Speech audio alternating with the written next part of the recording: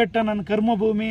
ನನ್ನ ಏನೇ ಇರಲಿ ಶಿಡ್ಲಘಟ್ಟದ ಜನತೆಗೋಸ್ಕರ ನಾನು ಯಾವತ್ತೂ ಕೂಡ ಸತ್ಯದ ಪರವಾಗಿ ಹೋರಾಟ ಮಾಡೋದಕ್ಕೆ ನಾನು ಸಿದ್ಧವಾಗಿರ್ತೀನಿ.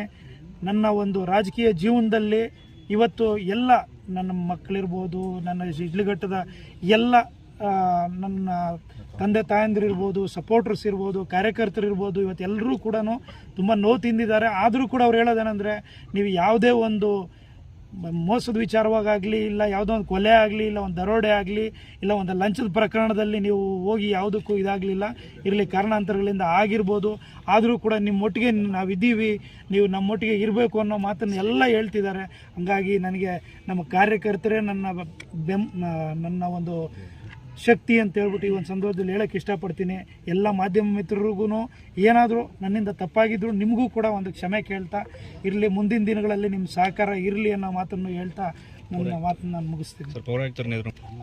ಕಾನೂನು ರೀತಿಯಲ್ಲಿ ಅದು ಏನು ತಪ್ಪಾಗಿದೆ ಇಲ್ಲ ಏನಿದೆ ಅದನ್ನು ಮಾತಾಡಿ ಈಗಾಗಲೇ ಅವರು ಹೇಳಿದ್ವಿ ನಾವು. ಅದನ್ನೂ ಕೂಡ ಅವತ್ತು ನಾನು ಹೇಳಿದೆ, ಅದು ಮಾತಾಡಿದ ಉದ್ದೇಶ ಅದಲ್ಲ. ಆದರೂ ಕೂಡ ಅದು ಬೇರೆ ರೀತಿಯಲ್ಲಿ ಆಯಿತು, ಕಾರಣಾಂತರಗಳಿಂದ ಆಗಿರ್ಬೋದು. ಆದರೂ ಕೂಡ ನಾನು ಮತ್ತೊಮ್ಮೆ ಹೇಳ್ತಿದ್ದೀನಿ, ನನ್ನ ಯಾವುದೇ ಉದ್ದೇಶ ನಂದು ಪರ್ಸ್ನಲ್ ಆಗಿಲ್ಲ.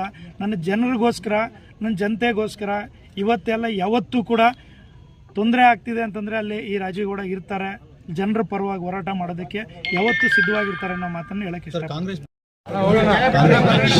ಅದನ್ನು ನಮ್ಮ ಹೈಕಮಾಂಡ್ ಅವ್ರ ಹತ್ರ ನಾನು ಹೋಗಿ ನಾನು ರಿಕ್ವೆಸ್ಟ್ ಮಾಡಿದ್ದೀನಿ. ನಾನು ಯಾವುದೇ ವಿಚಾರವಾಗಿ ಪಕ್ಷದ ವಿಚಾರದಲ್ಲಿ ನಾನು ಎಲ್ಲೂ ಕೂಡ ತಂದು ಪಕ್ಷದ ವಿಚಾರದಲ್ಲಿ ಮಾತಾಡಲಿಲ್ಲ.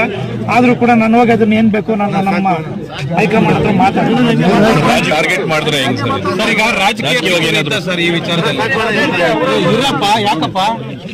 ಇದು ಒಂದು ರಾಜಕೀಯ ಪಿತೂರಿ ಅಂತ ಹೇಳಕ್ಕೆ ಇಷ್ಟಪಡ್ತೀನಿ.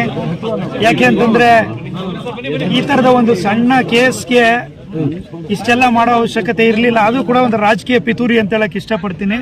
ಇರಲಿ, ಅದು ದೇವ್ರಿದ್ದಾನೆ, ಅವ್ರವ್ರು ಮಾಡಿರೋ ಕರ್ಮ ಅವ್ರು ಅನುಭವಿಸ್ತಾರೆ ಅನ್ನೋ ಮಾತನ್ನು ಹೇಳ್ತಿದ್ದೀನಿ. ಈಗ ನಾನು ತಿಂದಿರೋ ನೋವು ಖಂಡಿತ ಅವರು ಯಾರು ನನಗೆ ಆ ಪಿತೂರಿ ಮಾಡಿದ್ದಾರೆ ಅವರು ಅವ್ರ ಮಕ್ಕಳು ಅನುಭವಿಸ್ತಾರೆ.